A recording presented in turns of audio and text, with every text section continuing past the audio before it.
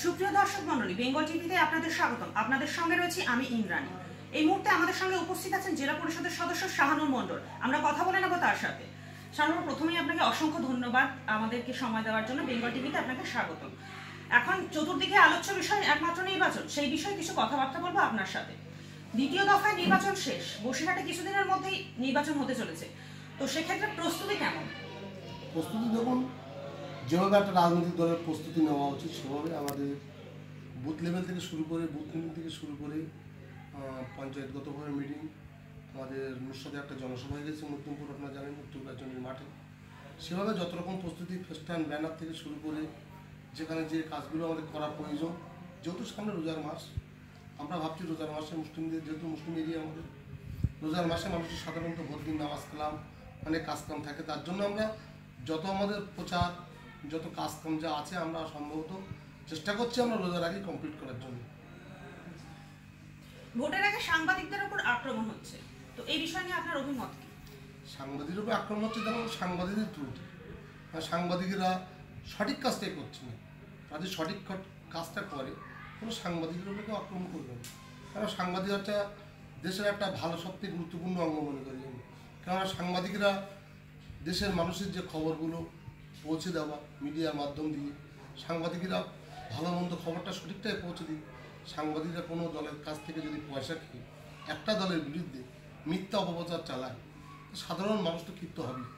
এক্ষেত্রে সাংবাদিকদের সংযত হওয়া উচিত আমি মনে করি। সাংবাদিক যদি সাংবাদিকদের কাজটা করে সঠিক, পাবলিক সাধারণ মানুষ সাংবাদিকদের কেউ কিছু বলবে না, কারণ বসিরহাটে কখনোই যখন ঘটিনি, আগামী দিন ঘটবেও না। বাইরে যেখানে যা হচ্ছে, আমার যা ধারণা, আমরা যা রাজনৈতিকভাবে যে খবরগুলো পাচ্ছি, টিভিতেও যা দেখছি, সাংবাদিকদের অনেক ত্রুটি আছে। সাংবাদিকরা দেখুন অনেক মিথ্যা কথা সাজিয়ে খাবারের কাছে দিয়ে দিচ্ছে, লিখি অনেক মিথ্যা ছবি, আমার ধরো আপনি ছবি তুললেন, তুমি অন্য একটা ছবির সঙ্গে জড়িয়ে দিচ্ছেন। এই যে সাংবাদিক যে অন্যায় কাজগুলো এগুলো বন্ধ করতে হবে। সাংবাদিকরা যে সাংবাদিকদের সঠিক কাজটা করে, আমার মনে হয় না কোনো জনগণ, সাধারণ মানুষ, কোনো রাজনৈতিক দল তাদের উপরে কোনো চড়া হবে কি আমরা করবো। কোনো কী কারণে সাংবাদিকদের কাজ করার দায়িত্ব দিয়েছে সরকার, আপনাদের সঠিক কাজটাই করুন। সাংবাদিকদের কাজটা নিরপেক্ষতা কাজ, নিরপেক্ষ না রেখে আপনারা একদিক থেকে পয়সা করে নিয়ে, যেটা আমার ধারণা, সঠিক বলতে না পয়সা করে নিয়েছে, যেটা আমার ধারণা, কারোর এই প্রচার করা, সাংবাদিকদের কাজ সঠিকটা তুলে ধরা মানুষের সামনে, যেমন মমতা ব্যানার্জির উন্নয়নটা তুলে ধরা, যেমন নরেন্দ্র মোদী যে কাজগুলো করেছে দেশের মানুষের জন্য, প্রতিশ্রুতি দিয়ে একটাও প্রতিশ্রুতি রাখেনি, সেগুলো তুলে ধরা। যেমন দেখা যাচ্ছে কোনো কোনো জায়গায় এই সাম্প্রদায়িক দল বিজেপি সাম্প্রদায়িক দাঙ্গা বাঁধানোর জন্য নানা রকম ষড়যন্ত্র করছে, সেগুলো তুলছে না। বসিরহাট শান্ত বসু এসে যে বক্তব্য রেখেছে দাঙ্গা বাঁধানোর বক্তব্য, সে বিষয়ে কিছু বলছে না।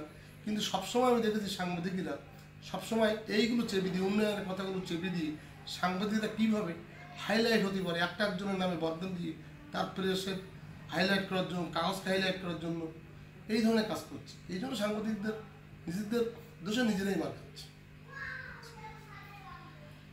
কেন্দ্রীয় বাহিনীর রুট মার্চ শুরু হয়ে গেছে, এ বিষয়ে আপনার প্রতিক্রিয়া কি? কেন্দ্রীয় বাহিনীর রুট মার্চ করছে, কোনো অসুবিধা নেই। এটা নির্বাচন কমিশনার তিনি মনে করেছেন, তিনি ভারতবর্ষের সংবিধানের আইন, নির্বাচন কমিশন যেভাবে ভোট করে সেভাবেই ভোট হবে, আমাদের সমস্যা নেই। কেন্দ্রীয় বাহিনী রুট মার্চ করছে, ভালো তো, ভালো জিনিস তো। অন্তত এলাকার মানুষ, গ্রামের মানুষ কেন্দ্রীয় বাহিনী কি দেখুক, তারা বারবারই আসা ভালো। কেন্দ্রীয় বাহিনী থাকলেও যে সুস্থভাবে ভোট হবে, না থাকলেও সেই সুস্থভাবে ভোট হবে। কেননা মানুষ উন্নয়নের নিরিখে ভোট দেবে, মানুষ কেন্দ্রীয় বাহিনী দিকে ভোট দেবে না, মানুষ আমাদের দিকে ভোট দেবে না। মানুষ দেখবে মমতা ব্যানার্জির উন্নয়ন, নরেন্দ্র মোদীর উন্নয়ন, কংগ্রেস পার্টির উন্নয়ন। নরেন্দ্র মোদী কোনো প্রতিশ্রুতি যে কটা দিয়েছে একটাও রাখেনি। গ্যাসের দাম কমানো থেকে 1000 টাকা চলে গেছে, জিএসটি করেছে, নোট বাতিল করেছে। নরেন্দ্র মোদী যে 15 লক্ষ টাকা দেবে বলে মানুষের, সেটাই দেয়নি। আবার সেই লোকসভা ভোট 5 বছর আগে প্রতিশ্রুতি দিয়েছিল। নরেন্দ্র মোদী মানুষের জন্য কোনো কাজ করেনি। নরেন্দ্র মোদী একটি কাজ করেছে মানুষের জন্য, প্রমাণ তো বলতে পারবেন যে এই কাজটা ভালো। যেমন আমাদের মমতা ব্যানার্জি মাননীয় মুখ্যমন্ত্রী, আপনার সবুজ সাথী যেমন বিশ্ব থেকে একটা প্রাইজ পাচ্ছে, যেমন কন্যাশ্রী প্রাইজ পেয়ে গেল। কিন্তু নরেন্দ্র মোদী এমন একটা কোনো কাজ করতে পারেন বিশ্বের দরবারে, কেন ভারতবর্ষের দরবারে মাথা উঁচু করে বলতে পারে যে আমি এই কাজটা করতে পারিছি, কি এই কাজটা করেছে আমার সরকার। তার একটাই কাজ, দাঙ্গা বাঁধানো। সে একটাই কাজ করতে পারে সবসময়, তার লোকজনকে দিয়ে দাঙ্গা বাঁধানোর কাজ। তাই আমার মনে হয় আগামী দিন কেউ নরেন্দ্র মোদী সাপোর্ট করবে না, বিজেপি দলকে সাপোর্ট করবে না। সবাই যতই লুটমাস করুক না কেন, যতই বুদ্ধি কেন্দ্র বাহিনী দিক না কেন, কোনো সমস্যা নেই। আমরা তো চাইছি যে আমাদের এলাকায় বুদ্ধি 2-3 করে কেন্দ্র বাহিনী দিক, সেটা আমাদের তরফ থেকে ভালো, প্রশাসন থাকলে আরও ভালো হবে, কোনো সমস্যা নেই। মুসলিম সম্প্রদায়ের একাংশ মনে করছেন রোজার মাসে নুসরাতকে ভোট নয়, এক্ষেত্রে আপনি কি বলবেন? দেখুন, নুসরাতকে ভোট নয় এটা যারা বলছে তারা তৃণমূলের লোক নয়। যারা তৃণমূল করে তারা নুসরাতকে ভোট দেখে ভোট দেবে না, তারা ভোট দেবে দিদির উন্নয়নকে, মমতা ব্যানার্জিকেই ভোট দেবে। এই যারা বলছে তারা 2-1 থাকতে পারে কংগ্রেসের লোক, তারা কোনো ওইভাবে ভোট চাইতে পারছে না। একটা মুসলিম সম্প্রদায়ের ভিতরে একটা কথা বলে হাওয়া তুলে দিয়ে দেখছি কিছু ভোট করা যায়। আপনার পাশে বাংলাদেশ, পাকিস্তান, তাদের সঙ্গে যে যুদ্ধ বাঁধে আমার দেশের সঙ্গে, মুসলিমদের নিয়ম, ধর্মীয় নিয়ম, সেই দেশকে সঙ্গে আমাদেরও লড়াই, সৈন্যের সঙ্গে আমাদেরও লাগতে হবে, লেগে সেই আমাদের দেশকে বাঁচাতে হবে, আমাদের দেশের আমাদেরই লড়তে হবে।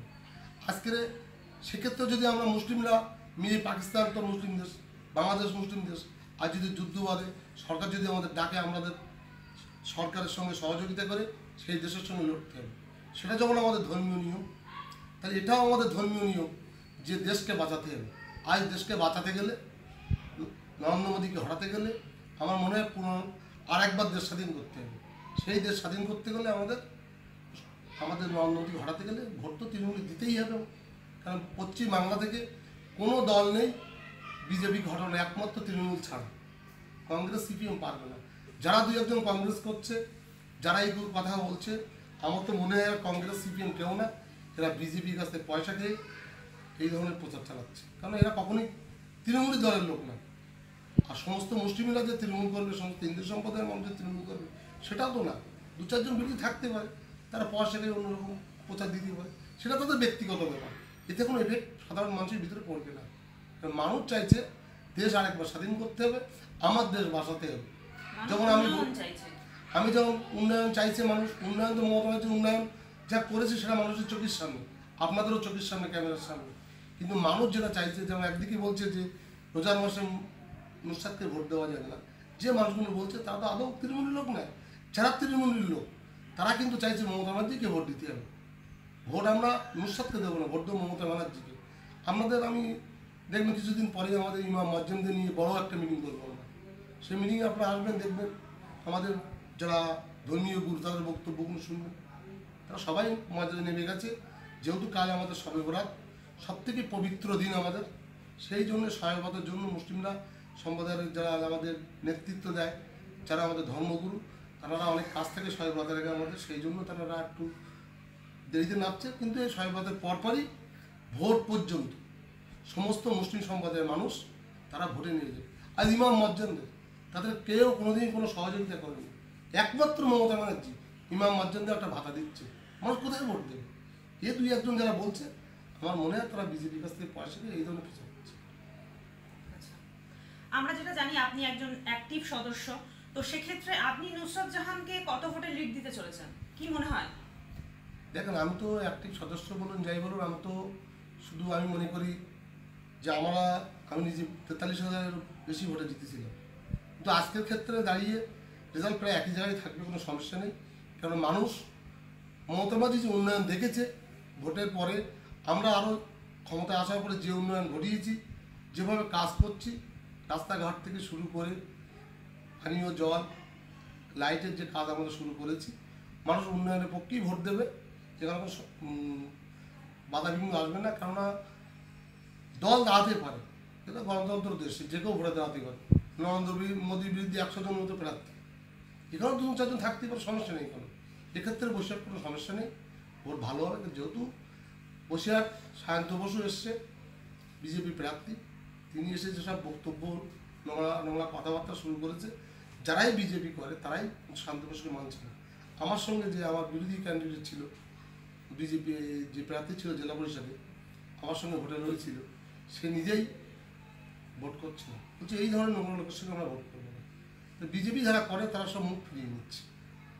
আপনারা খেয়াল করে দেখবেন 72-এ বিজেপির একটা পার্টি অফিস ছিল সম্ভবত, সেই পার্টি অফিসটা এখন আমরা খুলিনি। কিছু বিজেপির লোক সেই অফিসে তালাই খুলতে দেয়নি। এখানে মানুষ যে কথাগুলো বলছে মিথ্যা কথা। আর আমাদের কংগ্রেসের যে প্রার্থী আব্দুর রহিম দিলু, তিনি যে প্রচার দিচ্ছে যে আমি ভূমিপুত্র, মানুষ কংগ্রেসকে কি করতে ভোট দেবে?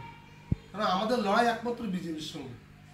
সমস্ত ভারতবাসী যাচ্ছে বিজেপিকে হটাও, আর দিদির ডাক যেখানে যে দল ক্ষমতায় তাকে ছায় বিজেপি বিরোধী ভোট দিয়ে বিজেপিকে হটানো। সেক্ষেত্রে দিলু ভোটে দাঁড়াতে পারে, তিনি একজন ভালো মানুষ, নিশ্চয়ই তাকে ভালোবাসি, কিন্তু ভোট পাবে না। আপনি দেখবেন বাদুরিয়ায় তারা নিজের কেন্দ্রেই অনেক ভোটে যাবে, অন্তত 1 লাখ ভোটে ওর দিকেই হবে। নুসরত 3 থেকে 4 লাখ ভোটে জিতবে আশা করি। ধন্যবাদ শাহানুর বাবুকে আপনার মূল্যবান বক্তব্য আমাদের দেওয়ার জন্য। আপনারা দেখছিলেন বেঙ্গল টিভি। নির্বাচন সম্পর্কিত বিভিন্ন তথ্য আমরা তুলে ধরবো, দেখতে থাকুন বেঙ্গল টিভি, জনতা কি আওয়াজ।